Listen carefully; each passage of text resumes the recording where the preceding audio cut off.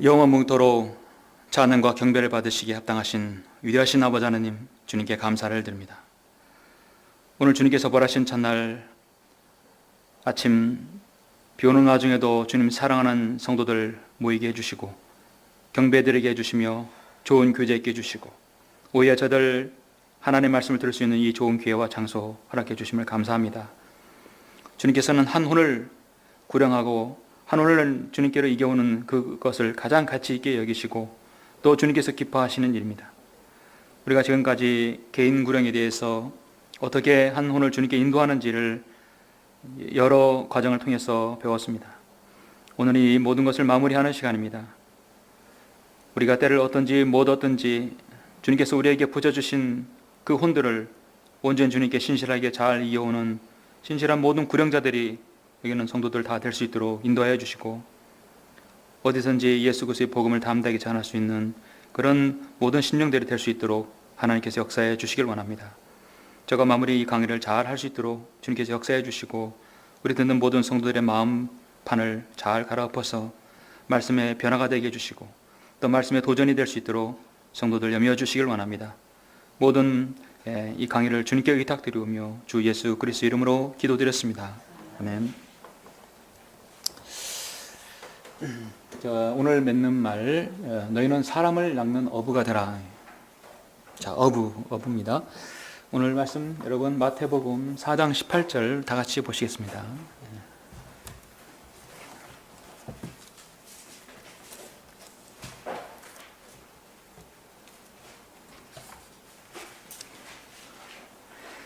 예수님께서 제자를 한 명 한 명 부르시는 과정이죠. 우리 주님께서 공생에 사역하실 때 가장 많이 갔던 지역은 어디일까요? 아마도 갈릴리 바닷가가 아니었나 생각합니다. 왜냐하면 예수님의 제자 상당수가 적어도 6명 이상이 갈릴리 바다 어부, 직업 어부 출신이었죠. 18절, 19, 20절 보시겠습니다. 예수께서 갈릴리 해변가를 걸어가시다가 두 형제를 보셨는데 베드로라 하는 시몬과 그의 형제 안드레라 그물을 바다에 던지고 있었으니 이는 그들이 어부임이라. 그들에게 말씀하시기를 나를 따라오라. 내가 너희로 사람들을 낚는 어부가 되게 하리라고 하시니 그들이 즉시 그물을 버려두고 주를 따라가더라. 자, 여기 나를 따라오라 예수님께서 하신 말씀 같이 읽겠습니다. 시작. 나를 따라오라. 내가 너희로 사람들을 낚는 어부가 되게 하리라. 자, 고기를 잡는 어부가 아니라 사람들을 낚는 어부가 되라 했습니다. 사람을 낚는다 했을 때 가장 먼저 뭐가 생각납니까? 요즘에 보이스 피싱이죠. 피싱도 말고 낚시질 아닙니까? 근데 목소리로 사람들을 속여서 냉장고에 돈을 집어넣어라. 그리고 빨리 몸을 숨겨라 하고 얼른 가서 자, 그래서 사람들을 꿰어서 물건을 훔치는 그것도 한 보이스 피싱입니다. 이것은 보이스 피싱이 아니라 한 혼을 하나님께로 잘 인도하는 거죠. 그런데 성경은 그것을 사람들을 낚는 어부가 되게 하리라. 어부가 된다 하겠습니다. 이게 실제 갈릴리 바다입니다. 정말 평화롭고 멋있는 곳이죠. 가보고 싶은 곳이죠. 주님께서 아마 이런 해변에서 물고기를 잡는 베드로와 안드레에게 가셨던 것입니다. 석양도 아름답고 참으로 보기가 좋죠.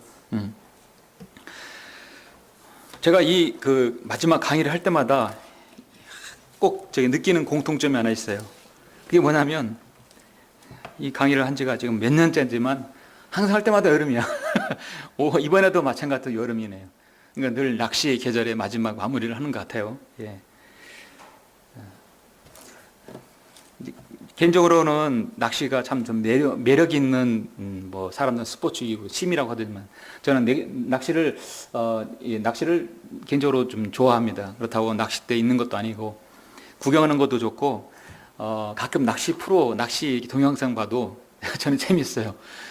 아무 재미없다고 생각하시는 분도 있겠지만 띠를 들이우고 기다릴 때 언젠가 내가 낚싯대가 잡는 것이 다 움직이는 거를 볼 때 그때 채는 손맛이라고 하죠. 채는 여러분 그 느낌을 혹시 받아보신 적 있어요? 여성분들도 자매들도 낚시 좋아하시는 분도 있어요. 아마 이번에 오늘 낚시 안 했던 분들은 온 강의를 통해서 간접적인 낚시를 어떻게 하는 건지 같이 한번 보도록 합니다. 예수님께서 사람을 낳는 어부라 했는데 평생 직업 어부였던 베드로와 안드레가 이제는 사람을 낳는 어부가 되었어요. 사람들에게는 직업이 있어요. 평생 물고기만 잡는 어부가 어떻게 사람을 낚는 어부가 되는가? 물론 그 과정에서 엄청난 베드로에게 좌충우돌 많은 과정이 있었어. 예수님께서 십자가에 달리시기 전에 대제사장에 붙잡힐 때 그 관정에 있었을 때 베드로는 주님을 3번이나 부인했던 적도 있었고, 또 오늘 마태복음 4장에서 주님을 따르라 해서 다 버려두고 따랐어요. 그런데 다시 또 고기를 잡는 일이 있었어요. 누가복음 5장에 있는 말씀이 다시 고기 잡는 장면은 베드로가 주님을 따랐다가 다시 또 고기 잡고 왔던 그 장면이거든요. 그래서 여러분이 이제 이 말씀과 이렇게 참고가 되는 누가복음 5장의 사건은 다른 사건이다. 참고로 아시고, 어쨌든 저 직업 자신의 그 어부를 자신의 본업을 내버려 두고 주님을 따른다는 건 대단한 거죠. 하나님께 나의 모든 생애와 생업을 다 하나님께 맡긴다는 거죠.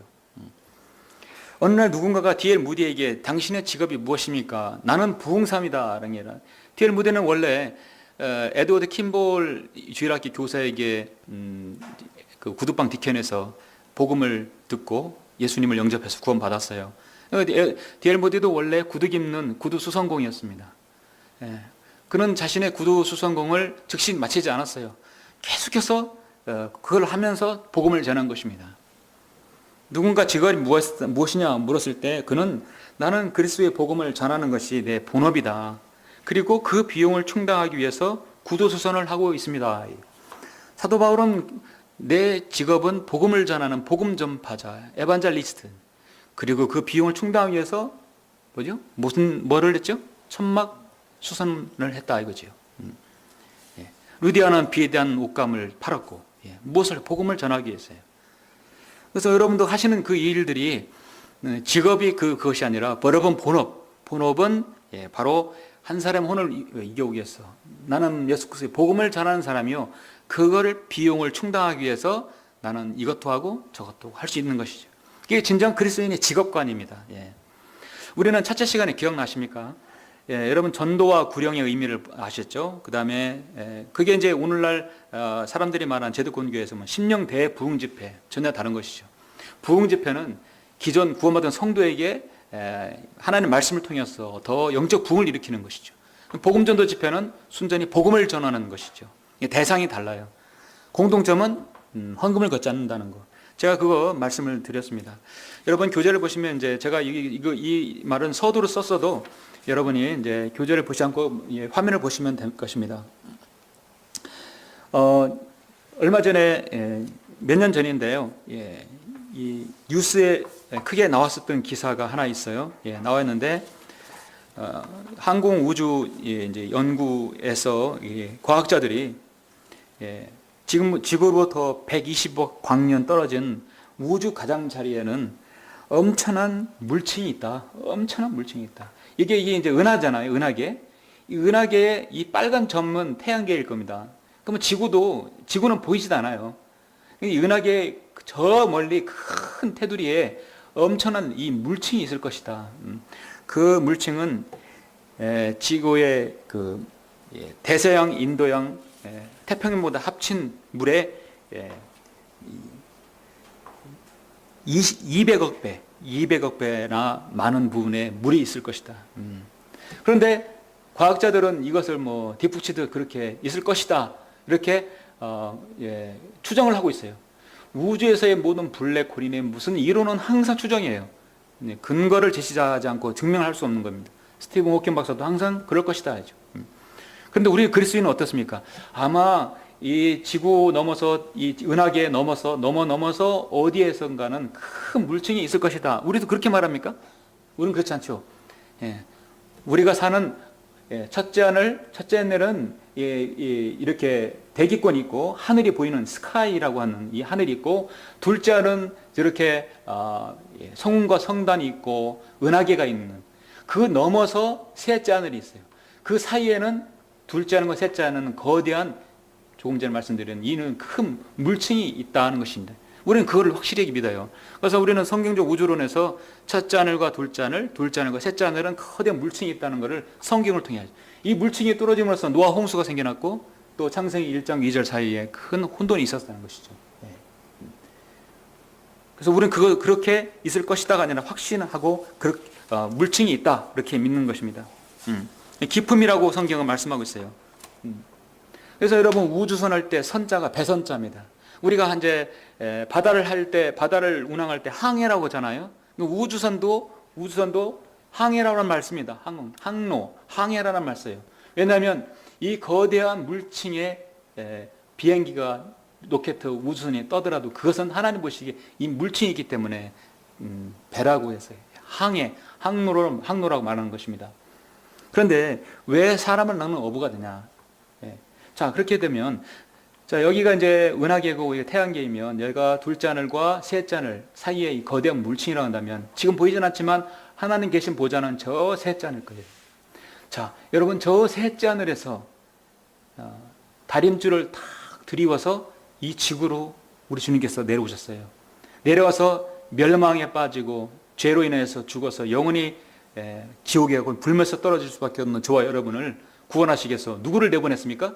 저 외계에서 예수님께서 이 땅에 오신 거예요. 인간의 몸을 입으시고 우리를 구원하여 주시기 위해서 우리를 탁 나가서 어디요? 다시 셋째 하늘로 들어올려지는 거예요. 완벽한 낚시죠? 예, 완벽한 낚시입니다. 우리가 영화에서 헐리우드에서 나오는 영화 슈퍼맨이 뭡니까? 슈퍼맨의 공통점은 예수님 누가 그러더라고요. 모두 다 지구인이 아니다. 초인적인 자신을 희생시킨다 이죠. 사실은 이런 모든 이런 SF 영화들은 성경에서 다 근거한 것을 만들었죠. 예수님께서는 이 땅에 저 셋째 하늘에 계신 우주의 전지전능하신 분이세요. 그분이 이 땅에 인간의 몸을 입으셔서 우리를 위해 십자가에 죽으셨어요. 그리고 부활하심으로 우리를 구원하시기 위해서. 예수님 믿기만 하면 다시 올라가서 이 물을 뚫고 올라가서 물무더기를 뚫고 올라가서 셋째 하늘 올라가는 것입니다. 그러므로 우리의 영은 저 천상에도 있기 때문에 죄로 인해 죽어가는 그 혼들을 구원하기 위해서는 하나님 말씀 복음으로 그들을 이끌어내서 올리는 것이죠. 그래서 엄밀히 말씀드리면 사람을 낚는 어부가 바로 구령자다. 그렇게 말씀드리는 겁니다. 자, 오늘 이제 말씀 제목처럼 너희는 사람을 낚는 어부가 되라. 낚시 얘기를 좀 해볼게요. 낚시는 별로 관심이 없어도 오늘 주님께서 하신 말씀이기 때문에 사람을 낚는 어부가 되라. 그래서 이 낚시를 낚는다는 고기를 낚는 부분 두 개 있어요. 여러분 그물을 던져서 낚는 게 있고 낚싯대를 들이워서 낚는 게 있어요. 어떤 게 물고기를 많이 잡겠어요? 예, 투망이죠. 투망 던져보신 적 있어요? 홍수명 전 투망 던져봤습니까? 투망. 이렇게 나부로 돼가지고 착해서 쫙 던지면 멀리 퍼지면서 쫙 해서 떨어지는. 그래요? 수련회 가서 한번 했으면 좋겠습니다. 예. 전 낚시도 해보고 싶어요. 예. 근데 이제 여러분 관심이 없어도, 이제 그 낚시에 비유해서 제가 어떻게 사람을 구령하는지 마지막 마무리를 하겠습니다. 낚시를 좋아하는 사람들은 이제 사실 낚시꾼이라고 안 해요. 스스로 조사라고 합니다. 사람들은 우리를 광신자라고 하지만 우리는 광신자가 아니라 그냥 성경을 믿고 실행한 사람들, 성경대로 믿는 사람이라고 하죠. 여러분에게 광신자라고 하면 기분이 좋았겠어요? 신실한 신자인데, 믿음의 성도인데, 그들이 볼 때는 광신자래요. 우리가 볼 때는 저 사람 낚시광이라고 하죠. 그 사람들 싫어해요. 예, 우리는 조사라고 하죠. 점잖게 얘기해서. 예. 자, 여기 보시면 낚시를 좋아합니까? 낚시는 하나님의 말씀을 전하는 구령과 상당한 영적 연관성이 있습니다. 심오한 영적 진리가 거기에 들어있다. 낚시나 투망 던지는 걸 잘하는 사람은 처음부터 잘하는 사람은 없어요. 여러분 낚시도 상당히 많이 그 기술적인 거고 배워야 합니다. 그래서 혼을 이겨오는 것도 지금까지 우리 여러 가지 과정을 거치면서 어떻게 오고 어떤 과정 또 질문을 어떻게 처리하는 법 다 배웠습니다. 많은 도구들이 필요해요. 투망도 필요하고 낚싯대, 가방, 그물, 그 다음에 물고기 잡을 수 있는 이렇게 보관할 수 있는 여러 가지. 가장 중요한 게 뭡니까? 낚싯대에 뭘 꽂는가? 미끼도 준비해야 합니다. 여러 가지를 준비해야 돼요. 예. 우리가 한 혼을 구원하기 위해서는 전도지도 필요하고 성경도 필요하고 이 기타 소책자도 필요하고 여러 가지 도구들이 필요합니다. 그래서 거리설교 때는 또 지옥 그림 나오는, 예수님 십자가의 그림 나오는 그런 것도 필요합니다. 낚시를 잘하려면 가장 중요한 게 뭐냐면 그 지리적 요건을, 요충지를 잘 봐야 돼요. 그래서 특히 바람이 어디서 부는가, 그 다음에 지금 해가 어디서 들이웠는가, 왜 그게 중요합니다. 이따 나오겠지만 자신의 그림자가 바다 물가에 비쳐서는 안 되는 것이거든요. 그 다음에 바다 낚시는 밀물과 썰물도 봐야 되죠. 밀물, 썰물 몰라서 방파제에서 낚시하다가 오늘처럼 이렇게 비바람, 천둥 몰아칠 때 한 번에 물에 밀려서 방파제에서 낚시하다가 죽는 사람들 가끔 뉴스에 나오죠. 왜냐하면 그들이 말하는 그들이 말하는 자연의 섭리를 몰라서 그래요. 사실 하나님께서 관장하는 하나님이 섭리를 몰라서 그렇습니다. 기압과 바람의 방향 너무 중요해요. 그렇게 그 자연의 생태를 잘 알아야 합니다. 우리가 구령을 하려면 거리설교도 위치 선정도 중요하지만 한 혼을 영적 상태와 그런 걸 다 잘 알아야 합니다. 자연의 순리라고 하죠, 그들은. 그러나 이것은 하나님의 순리지만 우리가 혼을 구령하는 것은 또 성령님의 인도를 철저하게 잘 받아야 합니다. 한마디로 순리대로 해야 하는 것이죠. 이제 그러기 위해서 우리가 이제 무엇이 필요한가? 참 보기 좋죠. 벌써 참 마음이 잔잔하지 않아요? 그림으로라도 잠깐. 자, 낚싯대를 들이오는데 어떻게 이제 고기를 잡는가? 잡는 방법이 이제 순서적으로 4가지 나오는데 그것은 혼들을 하나님께 인도하는 사람을 낚는 어부예요. 우리가 투망을 던지면 많은 고기 잡을 수 있지만 낚싯대는 하나 던질 때마다 한 고기밖에 못 낚습니다. 과거에 R.I. 토레라든지 D.L. 무디라든지 찰스 스펄전, 조나단 에드워드 이런 많은 기라상 같은 복음 전도자는 한마디로 투망을 던졌다고 볼 수 있어요. 그냥 투망 던져서 그때 그냥 삭슬이 한 거죠. 그냥 1600대, 1800대에는 필라델피아 시대이기 때문에 사람들의 마음이 막 준비된 마음들이 있었어요. 던지면 금을 던지면 그냥 끌어모으는 거죠. 그냥. 그래서 그 혼들을 생애 엄청난 혼들을 구령했어요. 지금은 투망이 던져서 되는 게 아니라 한 사람 한 사람 낚아야 돼요. 시기가 그렇습니다. 자, 그렇게 하려면 어떤 것이 필요한가? 첫 번째, 사람을 낚는 어부가 되려면 첫째, 우리 같이 해봅시다. 첫째, 자신의 그림자를 노출시키지 말라. 자신의 그림자를 노출시키지 말라.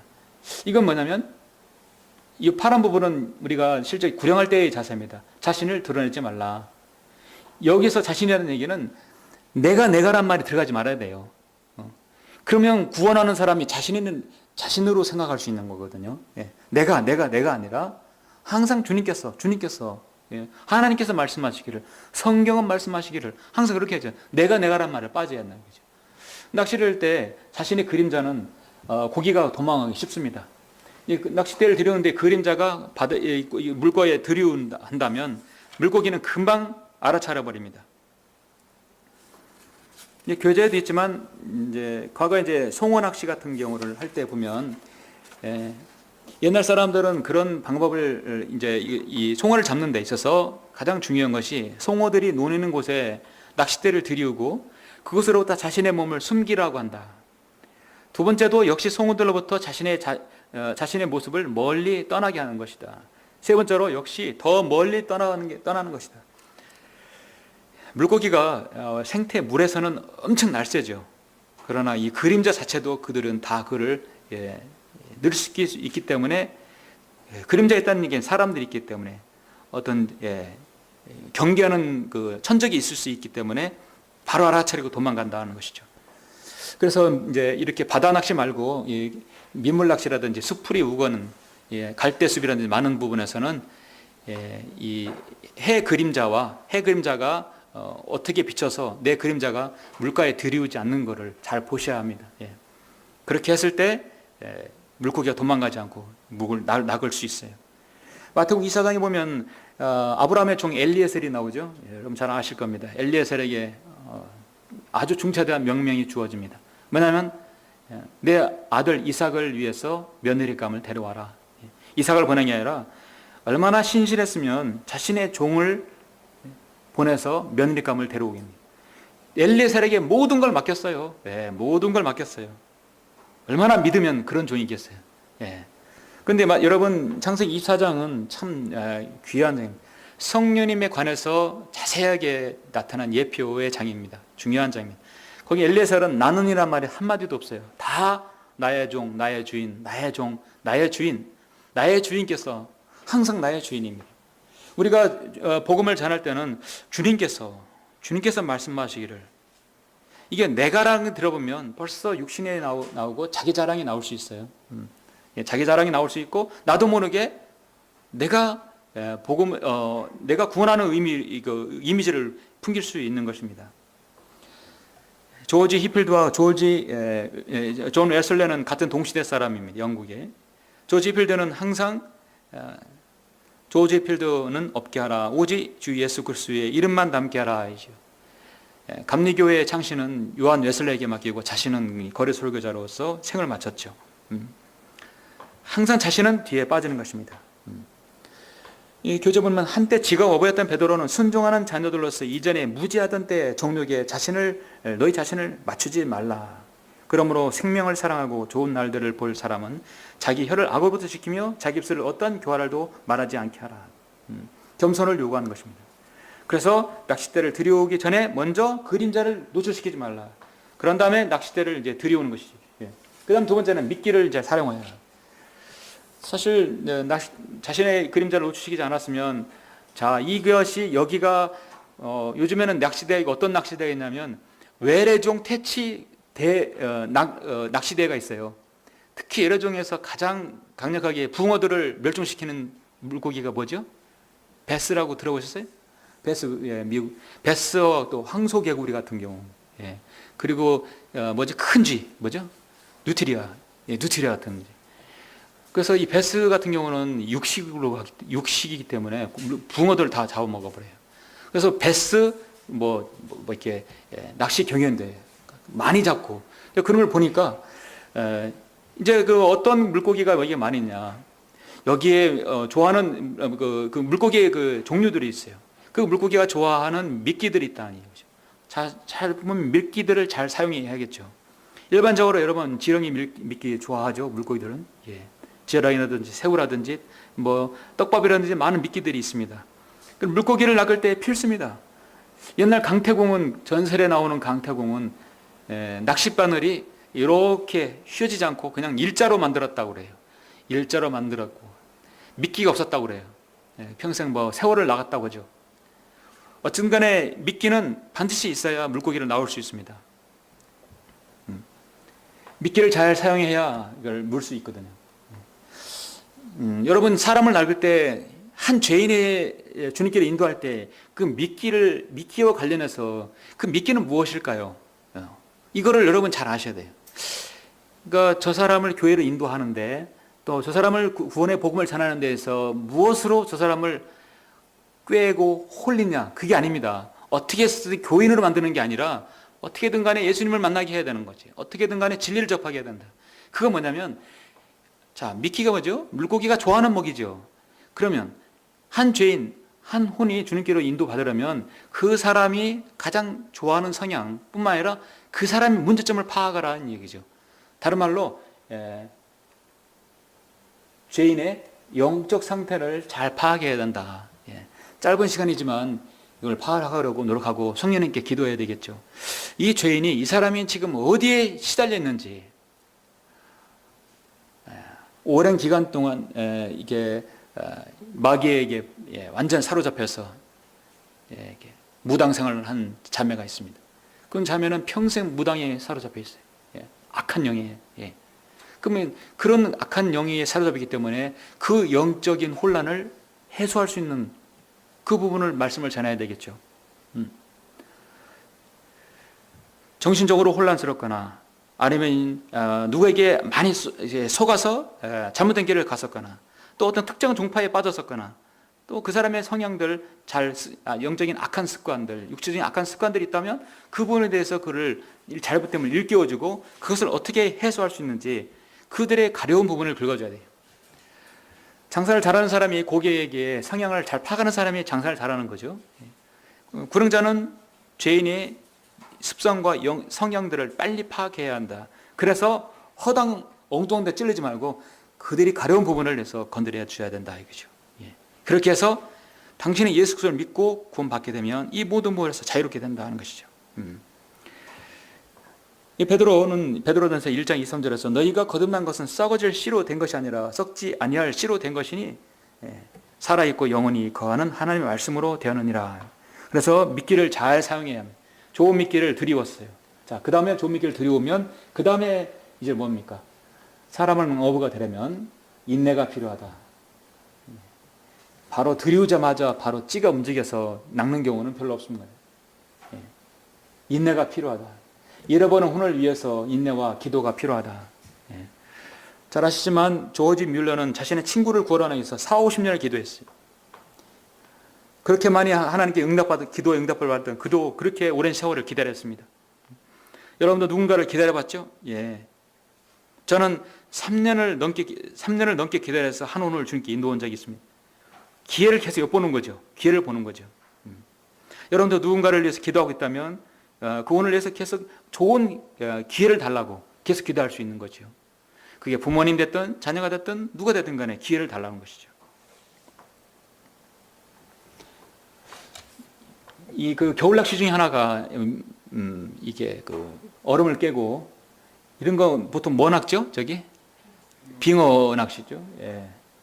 자, 이 꼬마가 이렇게 다 얼음을 깨고 여기다가 찌를 들여서 요것만 움직이기만 기다리는 거예요. 겨울인데 얼마나 춥겠어요. 그렇죠? 예. 모자도 푹 눌러 쓰고 어른도 아니고 예. 그거 하나만 집중해서 기다리는 거예요. 춥다고 들어가거나 그러면 어떻게 낚시가 되겠습니까? 거기엔 항상 인내가 따르는 거죠. 기다려야 됩니다. 예. 기다려야죠. 자, 마지막으로 이제 세 번째 기다렸으면 드디어 저게 움직일 날이 오겠죠. 예, 움직일 날이 오겠습니다. 예. 가장 중요한 순간이에요. 기다리다가 복음을 전하는 건데. 그 다음에는 마지막으로 이제 저 찌가 움직이겠죠. 언젠간 기회를 놓치지 말라. 구령할 때는 적절한 타이밍이 중요하다. 타이밍 가장 중요합니다. 타이밍은 운동에도 중요하고요. 예, 구령에도 중요하고 특히 낚시는 마찬가지입니다. 찌가 움직일 때 언제 움직이는 걸 봐야 됩니다.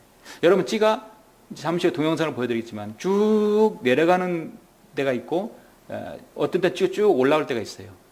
그래 찌가 물수면에 있는데 밑에 미끼가 땅바닥에 딱 닿는 경우가 있고 공중에 공중이 아니라 물속 중간에 이렇게 떠 있는 경우가 있어요. 거기에 따라서 찌가 올라가고 내려옵니다. 예. 자, 적절한 타이밍 때를 놓치면 어떻게 됩니까? 예. 타이밍이 중요한데요. 한번 제가 이제 첸질이라고 했어요. 한번 잘 보시죠. 이제 짧은 영상인데 자, 뭔가 여기 조정된 화면 같이 보이죠? 예, 여러분 참고로 여기 이거 보시죠? 이거 보이시죠? 자, 찌가 움직입니까? 보이죠? 올라갑니다. 근데 타이밍이 늦었어요. 타이밍이 늦어서 챔질이 됩니다.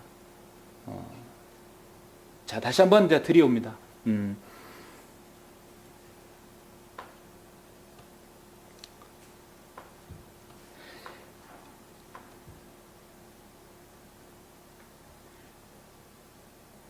다시 움직이길 기다리겠죠? 예, 기다리면 내리자마자 물고기가 많이 있다는 증거죠. 올라가죠? 예, 올라가서 적절하게 타임을 해야 물고기 잡을 수 있다 이거죠. 예, 예. 그럼 다음에 체험질 중에서는 또 하나만 더 보시죠. 조금 더 좀 시원한 곳으로. 예, 예, 시원한 곳으로. 예.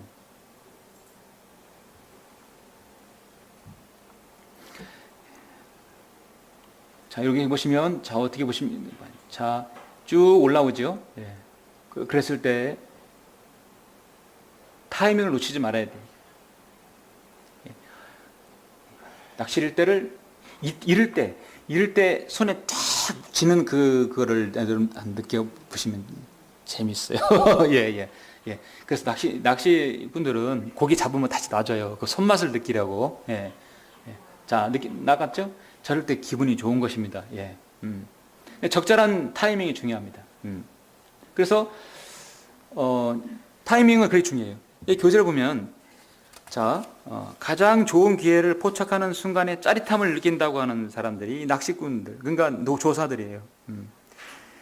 이 낚싯바늘이 상당히 기하학적으로 구부러졌어요. 이렇게 해서 U자로 온 게 아니라 U자가 아니라 이렇게 좀 대빠지면서 이렇게 구부러졌어요. 이것은 낚싯바늘에 딱 걸리면 회전하게 되어 있어요. 회전하게 해서 항상 그 위로 눈 위로 걸리게끔 되어 있어요. 그런데 이것이 어떤 사람 낚시하다 보면은 이것이 막 아가미에 걸리기도 하고 아래도 걸리잖아요. 아래 걸리면 왜 안 되냐면 아래 걸리면 이 턱이 찢어져요. 이게 왔다 갔다 하기 때문에 턱이 찢어서 도망갈 수 있어요. 그런데 챔질을 잘해야 위로 걸리는 거예요. 그냥 꼼짝 못하는 거죠. 하나님께서는 참으로 이 물고기는 고통이 없어요. 고통을 못 느낍니다. 물고기는 압력만 느끼게 돼 있어요. 그 낚시를해서 찢어지고 그러는 걸 고통이 얼마나 고통스럽겠어요. 동물들은 고통이 있지만 물고기들은 압력만 느껴요. 고통이 없다고 합니다. 그래서 이것을 기하학적으로 해서 정확한 타이밍이 있어야만이 위로 체험질이 될 수 있는 것이죠. 자, 우리가 한 혼을 구량하는 데 있어서 그게 예를 들어서 한 사람에게 20분을 내가 주어진다고 한다면 여러분 20분 동안 복음을 전해야 돼요. 그런데 약 15분 동안에 서론 이야기하고 죄에 대해서 얘기하면 안 되는 거죠. 나머지 5분은 언제 지옥 얘기하고 예수 십자가 그 갈보리 십자가의 보혈, 그다음에 부활, 그다음에 영접합니까? 그래서 항상 구령자는 내가 이 사람한테 몇 분을 얻었는지 가장 중요해요. 설교도 강의도 내가 몇 시간, 내가 몇 분은 내가 강의를 주어졌고 시간이 주어졌는지를 알아야 되고, 그래서 분배를 잘해야 되는데 너무 서론이 길다 보면 마지막 힘들어요. 그렇다고 해서 너무 서론이 짧으면 안 되죠. 적절한 시간을 유지해서요. 길 가는 사람에게는 정말 촉박하잖아요. 하나하나 말씀을 또렷하게 전하게 됩니다. 그랬을 때 반응을 봐서 여러분 아까 찍어 움직이는 거 어떻습니까? 탁 움직일 때 보면은 싹 내려고 움직일 때 정확한 타이밍, 벌써 그 타이밍 놓치면 허천질이 되는 겁니다. 죄인이 정말 그래요? 그럼 구원 받아야겠네요. 심각하게 받아들이면 자 그럼 우리 예수님을 지금 영접할 수 있습니다. 제가 성도님을 위해서 대신 기도해 드리겠습니다. 그 저의 기도를 따라서 마음으로 믿고 입으로 기도하십시오. 같이 하시면 구원 받습니다. 이제 그 근거 구절을 로마서 10장 구절을 펴주는 겁니다. 그리고 같이 고개 숙이고 같이 앉아서 기도합니다. 신뢰라면 같이 무릎 꿇으십니다. 되도록이면 그래서 신뢰는 같이 무릎 꿇고 같이 기도합시다. 그렇게 해서 같이 기도합니다. 만약에 이걸 계속 느리고 딜레이 하면 다 지금 이제 구원받으려고 하고 기다리고 있는데 자꾸 다른 말씀으로 그만 딜레이 시키는 거예요. 이미 그래서 찌는 막 왔다 갔다 하는 것이요. 물고기가 다 그 미끼를 먹는 것이에요. 여기 보니까 죄인은 나중에 알았으니까 시간이 나면 다시 생각해 보겠다고 가버린다. 고기는 미끼를 다 먹고 도망가 버린다. 그래서 알겠습니다. 내가 시간 되면 다시 한번 확인해 보겠습니다. 다음 기회에. 상당히 쉽지 않죠. 우리가 지난주에 봤죠. 베드로전서 3장 15절 그러나 너희 마음속에 주 하나님을 거룩하게 여기며 너희 안에 있는 소망에 관한 이유를 묻는 모든 사람에게 답변할 것을 온유와 두려움으로 항상 예비하라. 준비합니다. 그래서 낚시는 자연이며 왕도가 없다. 그러면 왕도가 없다는 얘기는 누군가 경험을 통해서 그렇게 거치는 거예요. 낚시 고수들도 수많은 경험들을 거치는 거예요. 신신한 구령자는 많은 시행착오를 거쳐서 구령자가 됩니다. 처음부터 구령자가 그렇게 될 수는 없습니다. 여러분이 누구에게 복음을 전하고 진리를 전하든 많은 사람을 거쳐보고 이야기하게 되면 그거 할수록 느는 것이죠. 베드로는 다혈질이었고 성미가 급했고 나서기 좋아했던 사람이었죠. 그런 어부였습니다. 얼마나 바다 사람이잖아요. 얼마나 거칠었겠어요.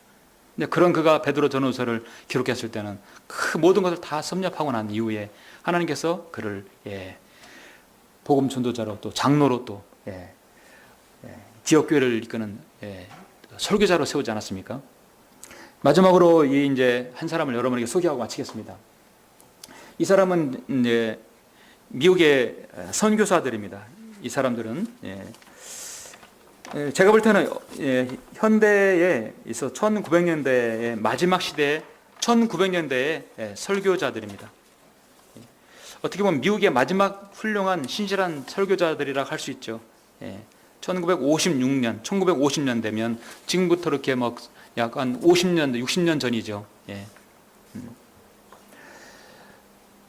남미 에콰도르에 선교 사역을 하러 갔다가 모두 다 복음도 잘 제대로 전하지 못하고 그리스도의 사랑만을 전하고 모두 다 아우카주 부족에게 창에 찔려 다 죽었습니다. 그래서 로드 요드리안, 피터 플레밍, 짐 엘리엇, 네이트 세인트, 에든 맥켈리, 이 5사람. 근데 이제 이 가운데 사람이 짐 엘리엇입니다. 여기서 이제 선교의 아우카죽 부족에게 인디언 마을에 가서 그 에콰도르 그에 가서 선교사 일꾼은 거의 리더격이 있는 사람이죠. 짐 엘리엇이죠. 예. 근데 이제 이 엘리엇 이 선교 사역에 대해서 잠깐 우리 영상을 보고 제가 이제 마치도록 하겠습니다. 잠깐 한번 보시죠. 예.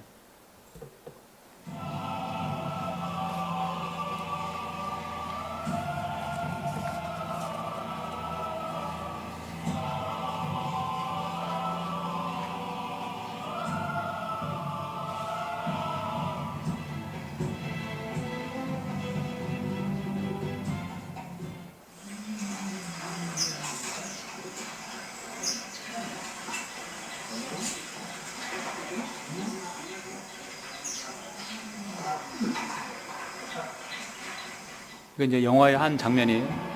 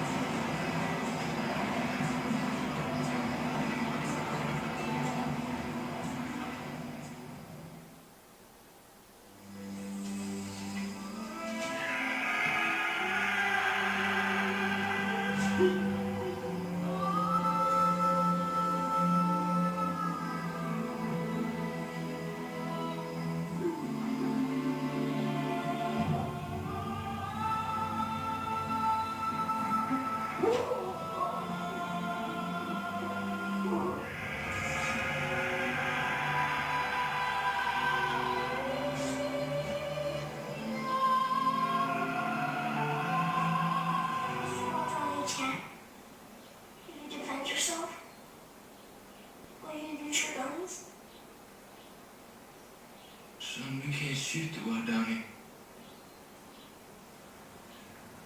They're not ready for heaven. We are. Promise me one thing. Just one. One thing. Just not like your mother. If you get in a jam, a real jam, then promise me you'll say these words to them. What words? The Rob Downey words. They mean, I am your friend. Your sincere friend. Bua Bia Numba. Bua. Bia. And Numba. Numbwa. Bua Bia Numbwa. Right? Yeah. Bua Bia. Numbwa. Bua Bia Numbwa.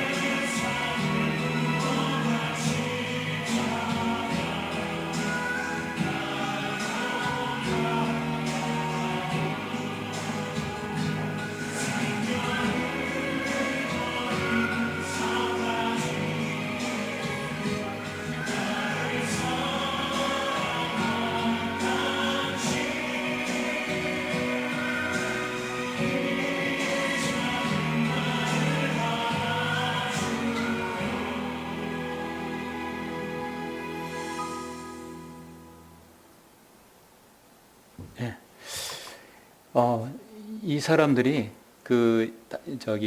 짐 엘리엇과 내 친구, 예, 이 선교사들의 예, 이제 이 아내와 자녀들이거든요.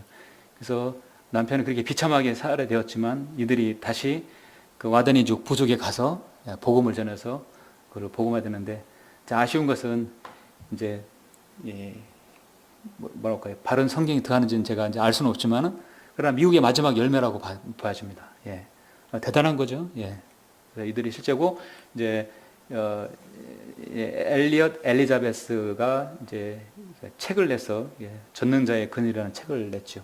예. 짐 엘리엇은 영원한 것을 얻기 위해 영원하지 않는 것을 버리는 자는 절대 어리석은 자가 아니다, 바보가 아니다. 예. 그래서 우리는 영원한 것을 얻기 위해서 이 땅에 썩어져 가는 것을 버리는 사람들이죠. 절대 우리는 바보가 아니다, 참으로 지혜로운 사람들이라는 것이죠. 그래서 우리가 시간을 내어서 하나님께 드리고 또 혼을 구령하고 또 복음을 전하는 것은 그들이 볼 땐 낭비라고 할 수 있지만, 이게 낭비가 아니라 하나님을 위한 최고를 드리는 것이죠. 여기 마지막 교조문에 잭 가너는 살인자였다가 사람을 하는 어부가 되었고, 니켈 크루스는 조직폭력 두모였다가 사람을 하는 어부가 되었고, 잭 퓨어는 앵커리지의 슈퍼마켓에서 점원하였다가 이었다가 사람을 하는 어부가 되었습니다. 피터 러건 목사는 술집에서 드럼 치는 밴드였다가 사람을 하는 어부가 되었다. 밥 존슨은 땅콩 농부 출신이었다가 사람을 하는 어부가 되었다. 여러분도 여러분의 그 일이 어떤 일이든 간에 결국은 사람을 얻는 어부가 되는 것이 우리의 본업이죠. 예, 그리스도인입니다. 이렇게 해서 이제 개인 구령에 대해서는 모든 강의를 마치겠습니다. 다음 주부터는 거리 설교에 대해서 이게 시간들을 이렇게 내서 하나씩 알아보고 또 우리가 거리 설교를 어떻게 할 것인지 알아보도록 하겠습니다. 그래서 개인 구령 오늘 마치겠습니다. 예.